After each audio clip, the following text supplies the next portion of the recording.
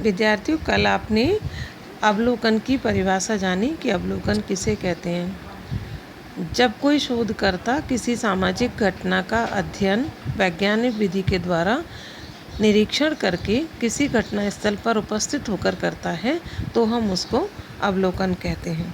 अब यहाँ जानेंगे हम अवलोकन के प्रकार। ये चार्ट आपके सामने है। अवलोकन के कई प्रकार हैं। क्यों? क्योंकि सामाजिक घटनाओं की प्रकृति बहुत जटिल होती है और उन्हें केवल एक विधि के द्वारा एक तरीके से उनका निरीक्षण करना संभव नहीं होता। इसलिए हम अलग अलग तरीक़ों से संपूर्ण घटनाओं की जानकारी लेने के लिए अध्ययन के लिए कई तरीक़ों को अपनाते हैं। यहाँ देखिए, अनियंत्रित अवलोकन, नियंत्रित और सामूहिक। अनियंत्रित अवलोकन के आपके पास पार्ट है सहभागी, असहभागी और अर्ध सहभागी। यहाँ हम अलग अलग तरीके से थोड़े थोड़े इनका अर्थ जानने का प्रयास करेंगे। अनियंत्रित अवलोकन, जैसा कि नाम से स्पष्ट है, जिसमें शोधकर्ता पर कोई नियंत्रण नहीं होता है। शोधकर्ता स्वतंत्र होकर किसी भी घटना का अपने तरीके से निरीक्षण कर सकता है। यानी अवलोकनकर्ता घटनाओं का उनके वास्तविक रूप में अध्ययन करने के लिए उसे किसी भी तरीके से स्वाभाविक रूप में जैसे घटनाएं घट रही हैं वो स्वतंत्र है कुछ भी प्रश्न पूछने, देखने या कार्य करने के लिए। इसीलिए गुडेवम हर्टिज को साधारण अवलोकन कहते हैं और कोई उसको असंरचित कहता है। यानी कई सारे नाम हैं: असंरचित, अव्यवस्थित, स्वतंत्र अवलोकन, अनौपचारिक अवलोकन, अनिर्देशित अवलोकन। ये सारे नाम इसी अनियंत्रित अवलोकन के हैं कि सामाजिक संबंधों या घटनाओं के विषय में मनुष्य के पास जो भी कुछ ज्ञान है वो सब अनियंत्रित अवलोकन के माध्यम से ही प्राप्त किया गया है, चाहे वो सहभागी के रूप में किया गया हो या वो असहभागी के रूप में। तो अब यहाँ देखिए, सहभागी अवलोकन किसे कहते हैं। सहभागी, जब कोई शोध करता है, मैंने आपको पहले भी बताया है कि आप इस पेपर के लिए जब भी क्वेश्चन का आंसर लिखें तो आपको लिखना है अनुसंधानकर्ता या शोधकर्ता के द्वारा। इस तरीके से शुरू करना है। जब कोई शोधकर्ता किसी समूह या समुदाय में जाकर उनके जैसा बनकर मतलब जब तक वो समूह उसे अपना नहीं मानेगा तो अपनी प्रथा, परंपरा या अपनी रीतियों के विषय में उन्हें नहीं बताएगा या उनके सामने एक अनौपचारिकता से नहीं पेश आएगा और अपनी वास्तविक अध्ययन से वो परे रह जाएगा। इसलिए जब कोई शोधकर्ता किसी समूह या समुदाय में जाकर उन जैसा बनकर सामूहिक घटनाओं का अध्ययन करता है तो हम उसको सहभागी अवलोकन कहते हैं। जितने भी हमारे आदिम समाज का अध्ययन हुआ है, जितने रेडक्लिफ, ब्राउन, मेलिनोवस्की, आप सब जानते हैं कि आदिम समाज या आदिम जनजातियों का अध्ययन बहुत कठिन कार्य था, क्योंकि भाषा की समस्या और वो किसी बाहरी व्यक्ति को अपने यहाँ प्रवेश की अनुमति नहीं देते थे। इसीलिए बहुत कठिनाई से उनके जैसा बनकर उनके समूह या समुदाय में जाकर आपके सामने सारे अध्ययन प्रस्तुत किए। इस सहभागी अवलोकन का सर्वप्रथम प्रयोग सोशल डिस्कवरी में प्रोफेसर लिंडमैन ने किया और उन्होंने कहा कि किसी घटना का अध्ययन तभी शुद्ध हो सकता है जब व्यक्ति घटना में भाग लेकर घटना में उपस्थित होकर अध्ययन करें। अब है आपके सामने असहभागी।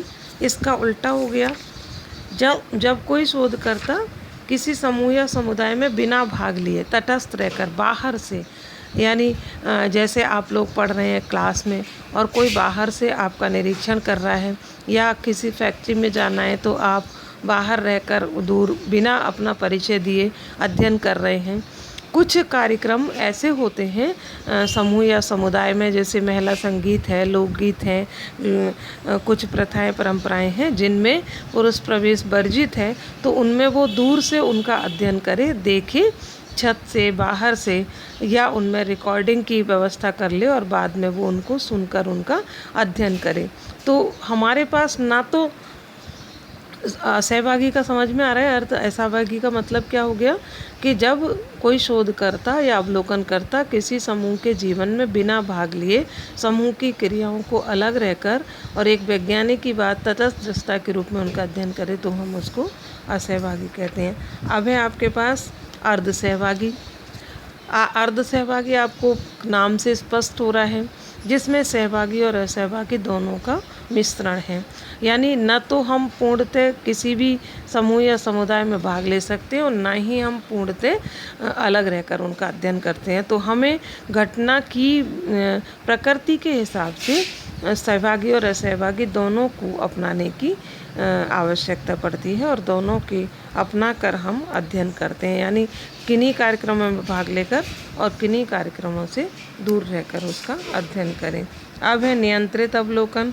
नियंत्रित यानी उसमें तो आपने देखा कि स्वतंत्र है, वो किसी भी घटना को देखे, किसी से भी बातचीत करे, किसी समूह में जाए और किसी तरीके के प्रश्न करे। यहाँ नियंत्रित में सामाजिक अनुसंधान में शोधकर्ता पर नियंत्रण है और वो पहले से एक योजनाबद्ध तरीके से एक तथ्य संकलन करने के लिए एक तरीका अपनाता है और वो उसी के अनुसार कार्य करता है। वो स्वयं भी नियंत्रित है और घटनाएं भी नियंत्रित हैं। किन को उसे देखना है, किन दशाओं का अध्ययन करना है, किन व्यक्तियों के जगह उसे जाना है, किन का उसे फ़ोटो लेना है, किन चीज़ों का निर्धारण करना है, ये सब पूर्व निश्चित है। और जो भी तथ्य संकलन करेगा वो पूर्व नियोजन योजनाओं के द्वारा करेगा, इसलिए इसको हम नियंत्रित अवलोकन कहते हैं। अब आया आपका सामूहिक अवलोकन। सामूहिक अवलोकन पहले से समझिए समूह का नहीं है, समूह के द्वारा है। यानी कई बार ऐसी परिस्थितियाँ आ जाती हैं कि हमारा क्षेत्र बड़ा है या हम कठिनाई अनुभव कर रहे हैं, तो कई सारे विशेषज्ञों की हमको सहायता लेनी पड़ती है और बहुत सारे अध्ययनकर्ताओं को एक समूह बनाना पड़ता है और उस समूह के द्वारा अलग अलग चीज़ों से, जैसे किसी समुदाय का करना है तो कोई राजनीतिक पक्ष का करेगा, कोई आर्थिक, कोई सामाजिक। इसलिए इसमें नियंत्रित और अनियंत्रित दोनों अवलोकन पद्धतियों का प्रयोग किया जा सकता है। तो विभिन्न अध्ययनकर्ताओं के द्वारा एक समूह का अध्ययन किया जा रहा है, एक समूह के द्वारा किया जा रहा है और फिर इसका प्रयोग जो एक केंद्रीय जो शोध कर रहा है वही करेगा। इसलिए इस विधि में कार्य बँट गया तो आसानी से वो शोधकर्ता इसका अध्ययन कर सकता है।